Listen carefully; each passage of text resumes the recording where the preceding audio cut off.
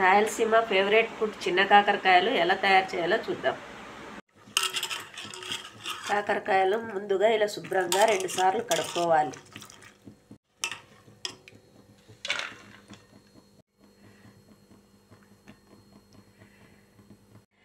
ఇలా కడుక్కున్న కాకరకాయలను పెనం పైన వేసి వేయించాలి.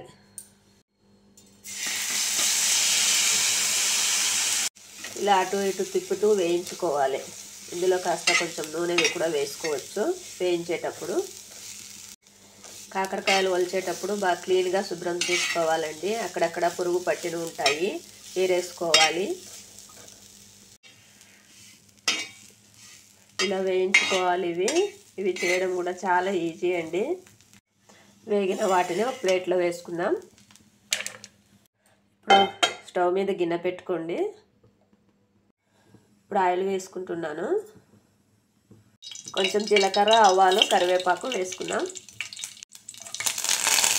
ఇప్పుడు కట్ చేసిన పచ్చిమిర్చి, ఉల్లిపాయలు వేసుకుందాం. నేను 2 ఉల్లిపాయలు తీసుకున్నాను, ఒక 8 పచ్చిమిర్చి తీసుకున్నాను.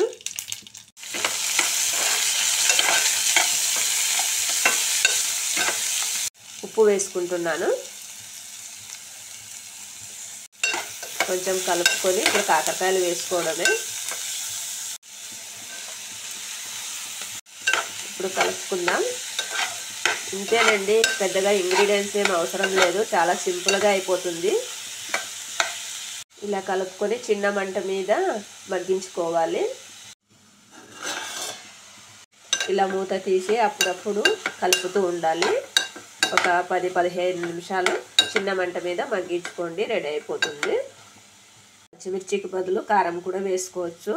కారం వేసుకుంటే కొంచెం బెల్లం వేసుకుంటాం, అది కూడా చాలా బాగుంటుంది. నేను ఇంకో వీడియో పెడతాను.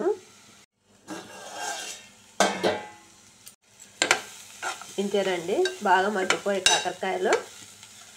ఉప్పు మాత్రం బాగా కరెక్ట్గా వేసుకుంటే చాలా బాగుంటాయండి, అద్భుతంగా ఉంటాయి ఇవి. ఒకసారి ట్రై చేయండి. ఇవి జొన్న రొట్టె, చపాతీలోకి చాలా బాగుంటాయి. నచ్చితే ఒకసారి ట్రై చేయండి.